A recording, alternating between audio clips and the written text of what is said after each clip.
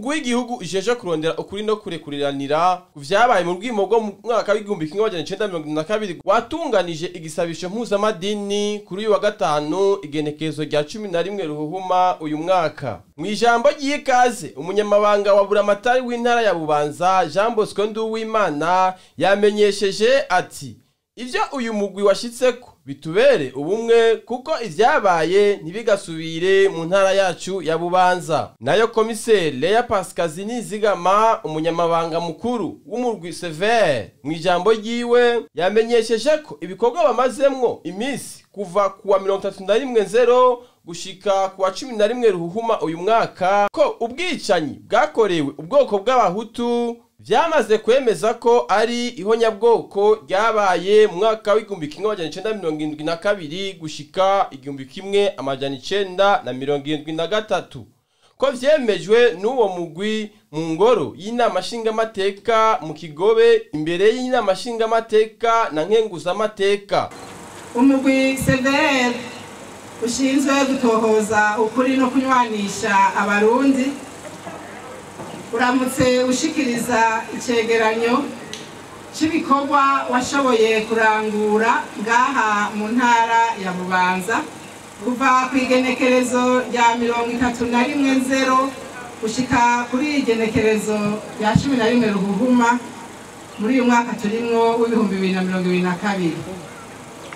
Kw'izina ry'abo dusangiye ibanga no kw'izina ryanje nyene mudukundire tubanze gushimira Imana yadushikanye ngaha kuri uyu munsi ikaduha kandi n'umwanya mwiza wo gushika ngaha imbere yanyu ngo tubashikirize icegeranyo cy'ibikorwa twashoboye kurangura ngaha iwanyu n'ibyo twashitseko. Iki gikorwa nyene cyari gisanzwe kiriko kirarangurirwa mu zindi ntara zitatu arizo Cibitoke, Kayanza na Ngozi. Kumbure abatari bake murashobora kwibaza muti mbega none ko tuzi yuko umugwi severe wamaze kwita izina ivyabaye mu gihumbi kimwe n'amajana 1972 bije gute kugira ngo usubire kubikorerako? Banyakubahwa mwese muri ngaha umwe wese mu cyubahiro Imana yamuhaye. Ni by'ukuri kwigenekerezo rya 20 Kigarama muri uyu mwaka twaraye turangije 2021 mu ngoro y'amakoraniro mu Kigobe imbere y'inama nshingamateka na nkenguzamateka niho umugwi severe ufatiye kuvyo wari umaze gutohoza umaze kubona yuko ufise ivyemezo bihagije wemeje yuko mu gihumbi kimwe n'amajana 972 hamwe n'amajana 1973 habaye ihonyabwoko ry'abahutu. Uwo mugwi nyene wongera uremeza yuko abahutu bakorewe ivyaha ndengakamere. Kuri uyo munsi nyene niho umugwi severe wemeza yuko abatutsi bo mu manuko bw'igihugu cane cane abegereye inkengera z'ikiyaga Tanganyika bakorewe ivyaha ndengakamere. Yamenyesheje kandi ko umugwi severe utegerezwa guterera no kwandika kahise k'igihugu ndetse ubwo bwicanyi bwabaye aho Ibubanza hakoreshejwe abanyororo n'aba-JRR bo mu bwoko bw'abatutsi n'abahutu, ariko aba-JRR b'abahutu bahejeje gukoreshwa mu kwica abahutu bagenzi babo nabo baciye bicwa. Mu minsi tumaze dukorera ngaha mu ntara ya Ibubanza umugwi severe warashoboye gutohoza ku mabi yakoze hano hantu. Ubwa mbere warashoboye kumenya ingene ubwicanyi bwakozwe na cyane cyane uruhara w'ababukoze.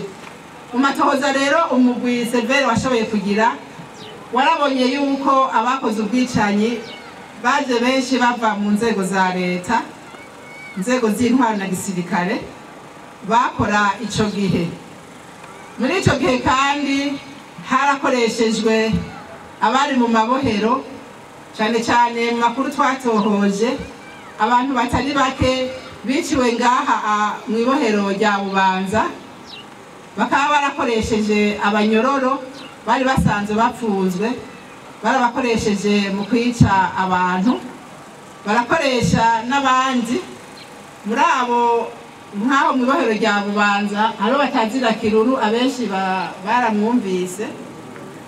Hanyuma hariho n'abandi bari basanzwe bari mu kijandarume bakoze barica abantu.